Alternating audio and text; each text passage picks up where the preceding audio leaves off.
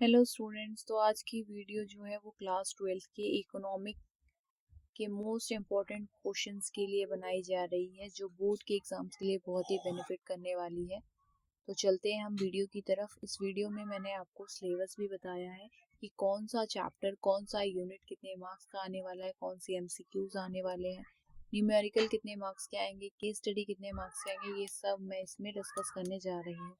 तो आपको बता देती हूँ मैं। आपका फर्स्ट यूनिट जो है, आपका जो भी पूरा सिलेबस है वो दो पार्ट में कवर रहेगा। वो ए पार्ट जो रहेगा वो आपका रहेगा माइक्रो इकोनॉमिक का।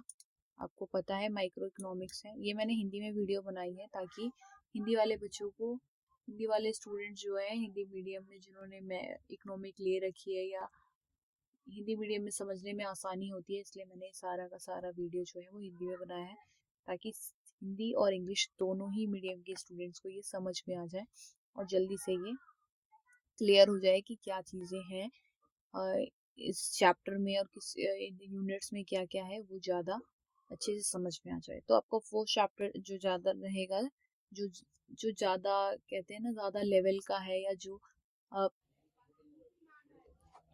ज़्यादा मार्क्स का होगा आपका पेपर, वो रहेगा राष्ट्रीय आय संबंधित समुच्चय। मीन्स कि आपका नेशनल इनकम रहेगा। वो पता है नेशनल इनकम जो है वो प्रैक्टिकल बेस्ड रहता है, तो इससे आपका ज़्यादातर प्रैक्टिकल ही आएगा। तो ये 10 मार्क्स का आपका रहेगा। ठीक है। फिर है मुद्रा और बैंकिंग। ये भी चैप्टर है आपका एक, जो 6 मार्क्स का रहेगा। आय और रोजगार का निर्धारण, ये 12 मार्क्स का रहेगा। मोस्ट वेटेड जो चैप्टर है वो आपका ये इनकम वाला है, तो इससे आएगा सरकारी बजट और अर्थव्यवस्था है, जो 6 मार्क्स का आएगा इसमें से क्वेश्चन। भुगतान संतुलन है जो, वो 6 मार्क्स का। तो कुल मिला के आपका जो फर्स्ट यूनिट रहेगा, यूनिट का फर्स्ट पार्ट, वो 40 मार्क्स का रहेगा। ठीक है। और आपका बी पार्ट जो है वो भी 40 मार्क्स का रहेगा, जिसमें से जो आपका रहेगा भारतीय आर्थिक विकास, इंडियन इकोनॉमी, जो आपका सेकेंड पार्ट है वो रहेगा 40 मार्क्स का, और 40 मार्क्स का ये रहेगा। ठीक है। मैं आपको बता देती हूँ, जैसे 40 मार्क्स का एक ये रहेगा और 40 मार्क्स का एक ये रहेगा, तो इस तरीके से होगा। 10 मार्क्स का जो है वो, इसका जो आएगा वो लॉन्ग लॉन्ग क्वेश्चन आएगा दोनों का। ठीक है। और दोनों में से ही आपका 6-6 मार्क्स का केस स्टडी आएगा। ठीक है। तो केस स्टडी बहुत इजी होता है, इसी में से आपको क्वेश्चन के आंसर्स भी मिल जाते हैं। तो आपको लॉन्ग क्वेश्चन और बाकी जो रहेगा वो आपका न्यूमेरिकल रहेगा। ठीक है। तो न्यूमेरिकल ज़्यादा आपका रहेगा। और 20 मार्क्स का आपका प्रोजेक्ट रहता है, जो आपने स्कूल में सबमिट किया होगा बनाकर। तो इस तरीके से आपका 100 मार्क्स का ये पेपर पूरा का पूरा फाइनलाइज हो जाता है। 40 का ये ए पार्ट और 40 का बी। इसमें आपका आर्थिक मतलब इकोनॉमी डेवलपमेंट में जो रहेगा वो विकास अनुभव, मीन्स उसका विकास कैसे वो बताया जाएगा। इसमें क्या चुनौतियां थी वो, और इसका अनुभव पड़ोसी देशों के साथ क्या तुलना हुई थी, जैसे भारत, पाकिस्तान और चीन की तुलना में आपको ये चैप्टर बताए जाएंगे। आपने पढ़ा होगा स्कूलों में। तो उन बेसिस पे मैंने ये पूरा क्वेश्चन पेपर तैयार किया है कि आपको क्या क्या पढ़ाना है। मैंने पूरा चैप्टर नहीं लिया है, पूरे का पूरा बुक नहीं लिया है, बस वो लिए हैं जो आपके पेपर से रिलेटेड है और 101% चांसेस है जिसके आने के। ठीक है। तो मैं आपको बता दे रही हूँ, ये क्वेश्चन तैयार करने के बाद आपके 70 to 80% जो है सिलेबस कवर अप हो जाएगा। 20% आपका प्रोजेक्ट रहेगा ही, जिसमें से 15% आप ले लो कि 15% सबके कंफर्म है आना आना, वो प्रोजेक्ट वर्क में मिल ही जाता है। मैं इसमें से आपका कंफर्म कर देती हूँ कि आपका 20 to 30% आएगा। मैं कंफर्म कर रही हूँ कि 20 to 30%, और इसमें से भी 30 to 40% ले लो, तो मोस्ट ऑफ दी 70% की मैं गारंटी ले रही हूँ कि आपके आने ही आने। और 15 इसके ले लो, तो आपकी 85+ मार्क्स आएंगे ही आएंगे। ये पूरा वीडियो देखने के बाद आपका सिलेबस कवर अप हो जाएगा। आपको सिर्फ ये क्वेश्चंस तैयार करने हैं और आप बोर्ड के लिए तैयार हो जाओगे, बोर्ड के लिए प्रिपेयर हो जाओगे। इसके अलावा आपको कुछ और पढ़ने की जरूरत नहीं पड़ेगी। ठीक है। तो मैं न्यूमेरिकल भी आपको बता दूंगी और थ्योरी भी बता दूंगी कि क्या आने वाली है इन चैप्टर से। ठीक है। तो प्लीज इस वीडियो में बने रहिएगा और देख लीजिएगा। मैं एक ट्रिक भी बता दूंगी आपको कि किस तरीके से पेपर करना है, तो कुछ मिस मत कीजिएगा। ये तो आपका कुछ स्किप करने से आपका कोई एक मेन पॉइंट रह जाएगा। कुछ स्टूडेंट्स करते हैं ना कि स्किप करके 10-10 सेकंड की वीडियो स्किप करके पूरा वीडियो खत्म कर देते हैं। तो कभी कभी क्या होता है, उसी 10 सेकंड की वीडियो के बीच में कुछ इंपॉर्टेंट इन्फॉर्मेशन दी जाती है जो स्किप हो जाती। फिर आपको बाद में कुछ समझ में नहीं आता कि मैम ये नहीं बताया था, मैम वो रह गया था। तो प्लीज़ पूरी वीडियो एंड तक देखिएगा और पूरा देखिएगा। पूरा देखने के बाद आपको समझ में आ जाएगा कि पेपर में आने वाला है क्या। ठीक है, मैंने प्रीवियस ईयर से भी कुछ क्वेश्चंस लिए हैं ताकि अगर आपको कोई कंफ्यूजन हो, एमसीक्यू भी मैं बता दूंगी क्या क्या आने वाला है एमसीक्यू में। ठीक है, तो चलते हैं क्वेश्चंस की तरफ। आपका फर्स्ट चैप्टर से फोर्थ चैप्टर तक जो रहेगा, मैंने जैसे यहाँ लिख दिया है, देखो कि आपको कंफ्यूजन ना हो किसी चीज की। 10 मार्क्स 10 मार्क्स का क्वेश्चन आएगा इस यूनिट में से, मतलब इस चैप्टर में से, जो आपका फर्स्ट टू फोर्थ चैप्टर है। मीन्स ये वाला राष्ट्रीय आय, मुद्रा और बैंकिंग, आय, रोजगार, ये सब जो चैप्टर है, इससे रिलेटेड जो भी क्वेश्चन आएंगे वो इस तरीके से आएंगे, जिसमें से एक एमसीक्यू होगा, 3 मार्क्स का एक सवाल जो होगा वो न्यूमेरिकल का होगा। इसका होगा न्यूमेरिकल होगा, प्रैक्टिकल मतलब प्रैक्टिकल वाला होगा। तो आप हमेशा याद रखिए न्यूमेरिकल जो भी क्वेश्चन होता है, मीन्स जो प्रैक्टिकल क्वेश्चन होता है, सॉरी सॉरी वेट, हाँ, तो जैसे कोई प्रैक्टिकल क्वेश्चन होगा आपका, ठीक है, तो उसके बेस में जो होता है वो थ्योरी का भी एक क्वेश्चन आता है। तो आप ज्यादा कंफ्यूज मत होइएगा, आपको थ्योरी का आएगा ही आएगा, प्रैक्टिकल के साथ थ्योरी आएगी ही आएगी। तो ज्यादा चैप्टर्स है नहीं आपके प्रैक्टिकल के, एक ही है नेशनल इनकम वाला, जिसको आपको पूरी तरीके से प्रिपेयर करना है। उसमें से 3 मार्क्स का क्वेश्चन आएगा और 6 मार्क्स का एक ही सवाल होगा। इनमें से कोई सा भी आ सकता है, जिसको आपको बिल्कुल पूरी तरीके से प्रिपेयर करना है। वो भी मैं बता दूंगी कि क्या आपको अच्छे से तैयार करना है और क्या बस 50-50 तैयार करके जाना है। तो देखो, 2 सेक्टर इकोनॉमी में इनकम का सर्कुलर फ्लो, इसके बारे में आपको पढ़ के जाना पड़ेगा। सेकंड है स्टॉक बनाम फ्लो और रियल फ्लो बनाम मनी फ्लो। बनाम मतलब आपको अंतर आ सकता है स्टॉक और रियल फ्लो, और रियल फ्लो और मनी फ्लो, या मनी फ्लो या रियल फ्लो। इस तरीके से आपको क्वेश्चन आ सकता है, ये आपको एमसीक्यू में भी आ सकता है और आपको मार्क बड़े क्वेश्चन में भी आ सकता है कि इन तीनों में डिफरेंस बताइए या फिर इन तीनों का पूरा डिस्क्राइब करिए। ये इस तरीके से आ सकता है। फाइनेंशियल गुड्स बनाम इंटरमीडिएट गुड्स, ये आ सकता है। फाइनल गुड अंतिम जो वस्तु होती है, और जो इंटरमीडिएट मतलब जो बीच वाली होती है, जो बनती रहती है, वो कहते हैं ना इंटरमीडिएट गुड। सबसे जरूरी, ये बहुत इंपॉर्टेंट क्वेश्चन है, फाइनल गुड्स और इंटरमीडिएट गुड्स के बीच में अंतर बताना। ठीक है, तो ये याद कर लीजिएगा कि अलग अलग भी आ सकता है कि फाइनल गुड्स क्या होते हैं।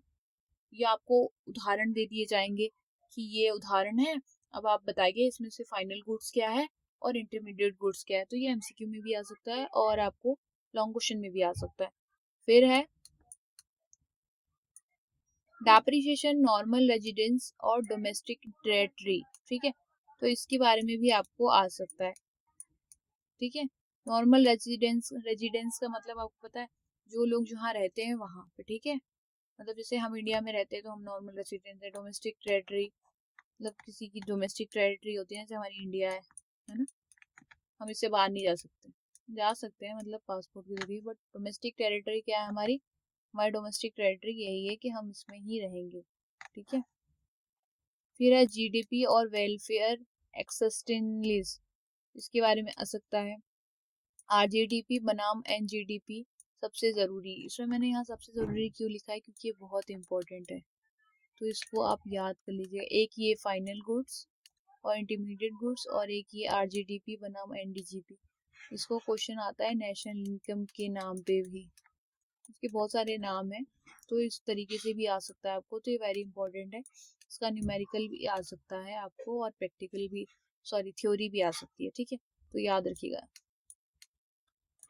ठीक है, फिर 5th 6th चैप्टर में से आपको आएगा 6 नंबर का आएगा। 2 एमसीक्यू आएंगे, 4 अंकों का एक प्रश्न या 6 अंकों की एक केस स्टडी। केस स्टडी तो आप समझ लीजिए आपके मार्क्स पक्के हैं, क्योंकि केस स्टडी में ज्यादा बड़ी चीजें आती नहीं है, आपको कंफ्यूजन नहीं होगी। केस स्टडी में ही आंसर होता है। अगर आप केस स्टडी की प्रैक्टिस करेंगे अपनी बुक से ही, तो आपको ज़्यादा बड़ी दिक्कत नहीं होने वाली, परेशानी नहीं होने वाली, आप आराम से आंसर्स दे सकते हैं। 4 अंकों का एक प्रश्न कोई भी आ सकता है इसमें से। मनी सप्लाई पर एमसीक्यू आता है, ये याद रखिएगा। पैसों की विशेषताओं पर एमसीक्यू आता है। आरबीआई के कार्य, हाँ ये आप याद करके जाइएगा प्लीज प्लीज प्लीज, रिक्वेस्ट है, ये बहुत इंपॉर्टेंट क्वेश्चन है, ठीक है, ये वेरी वेरी इंपॉर्टेंट क्वेश्चन है। आरबीआई के कार्य क्या होते हैं, ये वो पूछेंगे ही पूछेंगे। फिर है मनी मल्टीप्लायर की कार्यप्रणाली या इन्वेस्टमेंट मल्टीप्लायर की कार्यप्रणाली।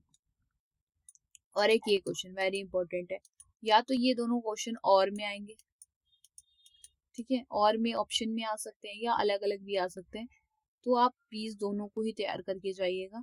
अगर अलग अलग आ गए तो आपको तो दोनों ही लिखने पड़ेंगे ना, ऑप्शन में आए तो आप छोड़ सकते हैं, मगर और अगर अलग अलग आ गए तो आपको ये भी अटेम्प्ट करना पड़ेगा और ये भी अटेम्प्ट करना पड़ेगा। फिर डिजिटल मनी, एटीएम, ये सब चीज़ों के बारे में भी वो पूछ लेगा। फिर है 7th 8th 9th चैप्टर में से आपको 12 मार्क्स के, ये फिर लेंथी क्वेश्चन आएगा, जो 4 एमसीक्यू और 4 मार्क्स के 2 सवाल आएंगे, ठीक है। तो इसमें आपको फॉर्मूले पूछ लेगा, डायग्राम और वैल्यूज पूछ लेगा, ऐसे ऐसे डायग्राम दे देगा, एपीसी एमपीसी, इसके वो बताइए, अंतर बताइए, इसकी वैल्यू बताइए कि कैसे, तो इस तरीके से ये फॉर्मूला दे देगा कि किसका फॉर्मूला है, ठीक है, वैसे पूछ सकता है। ये एमसीक्यू में ही ज्यादातर आ जाता है कि 1 मार्क्स का आएगा। सेविंग कर्व को कंजप्शन कर्व से निकाला जा सकता है और इसका उल्टा भी, ठीक है, तो ये पूछा जा सकता है। इनकम, रोजगार और आउटपुट पर एक्सेस डिमांड और डेफिसिट डिमांड का असर क्या होता है, ये पूछा जाएगा। एक्विलिब्रियम और इन्वेस्टमेंट मल्टीप्लायर पर न्यूमेरिकल आ सकता है, तो ये न्यूमेरिकल की आप प्रैक्टिस पूरी तरीके से करके जाइएगा ताकि आपको कोई कंफ्यूजन ना हो। अगर वैसे तो न्यूमेरिकल के साथ हमेशा थ्योरी का ऑप्शन आता है, मगर फिर भी अगर कभी कभी न्यूमेरिकल के साथ sorry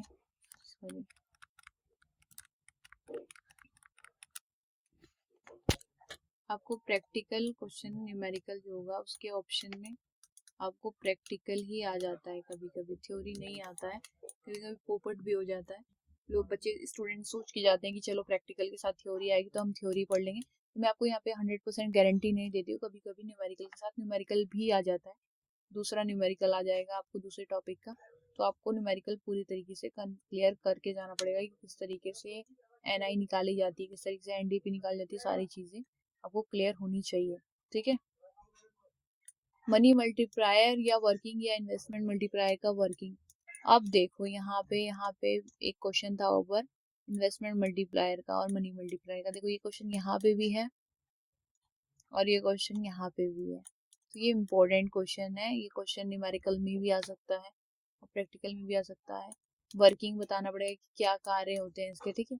RBI access deficit demand को कैसे ठीक कर सकते हैं वो बताना पड़ेगा आपको। 10th 11th 12th चैप्टर में से आपको 12 मार्क्स के क्वेश्चन आएंगे, इसमें से 3 एमसीक्यू होंगे आपके, छोटे छोटे क्वेश्चन 1-1 मार्क्स के होंगे, 3 मार्क्स एक सवाल, 3 मार्क्स का एक सवाल होगा और 6 मार्क्स का एक, तो कितने हो गए 3 6, ये 9 हो गए और 9 3 एमसीक्यू 3, 12 क्वेश्चन हो गए, सॉरी 12 हो गए ना आपके, वो 9 और वो 3, ठीक है, तो 12 नंबर का ये क्वेश्चन हो गया। तो आपको क्वेश्चन आ सकता है सरकारी बजट के उद्देश्य, ये प्लीज याद करके जाइएगा, मैंने इसीलिए इसके आगे वेरी वेरी जब से जरूरी लिखा है ताकि मैं खुद भी ना भूल जाऊं, पीडीएफ बनाने के टाइम मैंने खुद यहाँ पे लिखा है ताकि ये आपको भी मैं बता पाऊँ कि सबसे जरूरी है इसके आगे, ठीक है। डायरेक्टर और इनडायरेक्टर सॉरी डायरेक्ट और इनडायरेक्ट टैक्स के बारे में क्या होता है, ये एमसीक्यू में आता है ज्यादातर, ठीक है। घाटा क्या होता है, fixed and floating forex rate क्या होता है, बीओपी अकाउंट का फॉर्मेट क्या होता है, आपको बुक में होगा बीओपी का क्या फॉर्मेट होता है, वो याद कर लीजिएगा। अकाउंटिंग और ऑटोनोमस आइटम्स क्या होते हैं, आपको ये ज्यादातर वैसे एमसीक्यू में आएगा कि कौन सा आइटम होता है, आपको आइटम्स दे देंगे, कहेंगे कौन सा ऑटोनोमस है और कौन सा अकोमोडेटिंग है, तो उस पर टिक कीजिए, तो ये एमसीक्यू में आता है ज्यादातर, ठीक है। फिर आता है आपका इकोनॉमी, इंडियन इको जो आपका आर्थिक व्यवस्था वो है, वो उसकी चैप्टर्स है, तो इसमें से आपके 12 मार्क्स के आएंगे। 2 MCQ रहेगा आपका, 4 अंकों का 1 प्रश्न रहेगा और 6 अंकों। मैं आपको पूरा पैटर्न बता रही ताकि आप इसी पैटर्न में आप क्वेश्चंस की प्रिपरेशन करें और उसी लेंथ में भी आप उस क्वेश्चन के आंसर की भी प्रिपरेशन करें। ये ना हो कि आप 4 मार्क्स का, 6 मार्क्स के तो आपको ऑफकोर्स ही बात है बहुत सारा लिखना पड़ेगा, 4 मार्क्स में आपको थोड़ा लिखना पड़ेगा, 2 मार्क्स में आपको थोड़ा सा लिखना पड़ेगा, तो उसी के अकॉर्डिंग लिखते हैं ना जितने का मार्क्स का होता है। तो इसलिए मैं आपको बता दे रही हूँ कि इसी पैटर्न में आप क्वेश्चंस को तैयार कीजिएगा, ठीक है। कृषि क्षेत्र, अंग्रेज, हरित क्रांति, इनके बारे में आपको पता होना चाहिए। आर्थिक सुधारों ने कृषि को प्रतिकूल रूप से प्रभावित किया। औद्योगिक क्षेत्र, 5 वर्षीय योजनाओं के लक्ष्य, ये याद कर लीजिएगा प्लीज, ये बताया पूछेंगे वो क्वेश्चन कि 5 वर्षीय योजनाओं के क्या लक्ष्य थे, ठीक है। IPR 1956 लाइसेंस राज, उदारीकरण, ये आपसे पूछ लिया जाएगा कि क्या होता है। फिर इसी में आपका 4 चैप्टर जो लास्ट वाला रहेगा वो ऐसे रहेगा, आपको 20 मार्क्स के आएंगे, 4 MCQ आएंगे आपके, 3 अंक के 2 प्रश्न आएंगे, तो 6 मार्क्स हो गया। 4 अंकों का प्रश्न जो होगा वो 1 प्रश्न होगा और 6 अंकों का प्रश्न जो होगा वो 1 प्रश्न होगा। तो जैसा मैंने आपको बताया कि इंडियन इको जो रहेगा आपका, जो लास्ट चैप्टर 4, 5th और 6th 7th जो रहेगा, उसमें आपको 20 मार्क्स के क्वेश्चन आएंगे, जिसमें से 4 MCQ रहेंगे, 3 मार्क्स के 2 क्वेश्चन आएंगे और 4 मार्क्स का 1 क्वेश्चन आएगा आपका, और सबसे एक क्वेश्चन ही आएगा जो आपका 6 मार्क्स का रहेगा, ठीक है। तो आपकी जो 7 चैप्टर में से रहेगा वो 400 G20 से 3 अंकों का चित्र आधारित प्रश्न आएगा। मीन्स की जो ये चैप्टर आपका रहेगा उसमें 3 मार्क्स का ही क्वेश्चन आएगा, वो भी आपको एक डायग्राम दे दिया जाएगा और उसी में से वो क्वेश्चन आपसे पूछा जाएगा, ठीक है। और 4th से 6th चैप्टर में जो रहेगा वो सबसे इम्पोर्टेंट मैंने यहाँ लिख दिया है, प्लीज इसको मार्क कर लीजिएगा। औपचारिक और अनौपचारिक महिलाओं की भागीदारी कैसी रही थी उसमें, वो आपको पूछा जाएगा। HCF के स्रोत और आर्थिक विकास पर प्रभाव क्या पड़ा था, वो पूछा जाएगा। कृषि विपणन, जैविक खेती कैसे कैसे हुई थी, कृषि विपणन क्या होता है, वो पूछा जाएगा आपसे, ठीक है। तो याद कर लीजिएगा प्लीज। भारतीय अर्थव्यवस्था का आपका जो लास्ट चैप्टर 8वां रहेगा वो इस तरीके से रहेगा, इसमें आपको 8 मार्क्स का क्वेश्चन रहेगा, इसमें से 4 MCQ रहेंगे आपके 1-1 मार्क्स के और एक ही क्वेश्चन आएगा 4 मार्क्स का। इसमें आपको ये टॉपिक पूछा जा सकता है कि GLF क्या है, स्वतंत्रता संकेतक क्या है, पाकिस्तान में खराब आर्थिक स्थिति का क्या कारण है। आपको पता है कि पाकिस्तान में अभी अभी या पहले भी बहुत ज्यादा पैसों की मंदी हुआ करती थी, वहाँ इतनी स्थिति अच्छी नहीं है लोगों की कि वो अपना फाइनेंशियली गुजारा कर सके। तो सारी चीजें कि किस तरीके से वहाँ वो लोग का अपने रहन सहन के लिए कैसे अपनी आर्थिक स्थिति को कैसे ठीक करते हैं, क्या है, क्या प्रॉब्लम है, क्या परेशानी है, वो सारी चीजें इसमें है। लिंग अनुपात, एक बच्चा नीति क्या है, आपको पता है बीच चाइना में जो है वो एक बच्चा नीति या 2 बच्चे नीति, उस तरीके से आपको जो भी उसमें नीति दी हुई है वो आपको पढ़ना पड़ेगा। तुलना करना है, विश्लेषण करना और टिप्पणी करना है ID। तो आपको इस तरीके से बहुत क्वेश्चन आएंगे। ये आपका लास्ट क्वेश्चन था, तो मैंने आपको बता दिया है कि किस तरीके से आपका पेपर आने वाला है। प्रीवियस ईयर से बेस्ड पेपर है, आपके कितने मार्क्स के क्वेश्चन आएंगे, कैसे MCQs आएंगे, कितने मार्क्स के लॉन्ग क्वेश्चन, कितने मार्क्स के शॉर्ट क्वेश्चन आएंगे, मोस्ट इंपॉर्टेंट क्वेश्चंस भी मैंने आपको मार्क करा दिए। तो प्लीज प्लीज प्लीज भी अलर्ट होके पढ़ लीजिएगा आप पूरा पेपर और अपने फ्रेंड्स के साथ भी शेयर कर दीजिएगा ताकि उनको भी ये वीडियो से बेनिफिट हो जाए और लास्ट मोमेंट पे वो भी अपनी बोर्ड की तैयारियां अच्छे से कर लें। और प्लीज आपके एग्जाम होने के बाद कमेंट में आके जरूर बताइएगा कि इस वीडियो से आपके कितने क्वेश्चंस आए थे और कौन से क्वेश्चंस आए थे, ठीक है। तो अगर आपको वीडियो अच्छी लगी हो तो प्लीज लाइक कीजिएगा और इस वीडियो को सब्सक्राइब कर लीजिएगा और बेल आइकन प्लीज दबा दीजिएगा ताकि आने वाले पेपरों के लिए आपको वीडियोस मिल जाए टाइम पे और आप टाइम पर वो वीडियो पढ़ लें। तो thanks for watching, best of luck for your exam.